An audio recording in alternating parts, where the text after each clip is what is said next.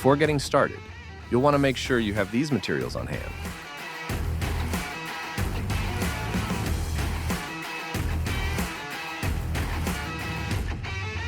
Begin by positioning the motor vertically and remove the motor cover. Then, remove the oil filler cap. Now, with an oil drain pan in position to catch the drained oil, remove the engine oil drain plug and gasket. Then let the engine oil drain.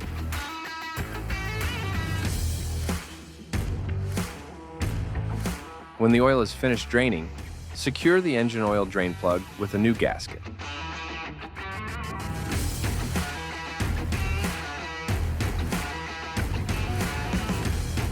If you need to change your oil filter, now is the time to do it.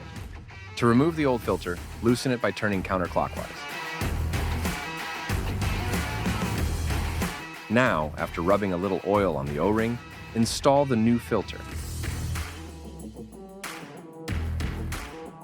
Using a funnel to prevent spilling, add the recommended amount of X-Star Suzuki Marine engine oil. When finished filling with oil, check the oil level.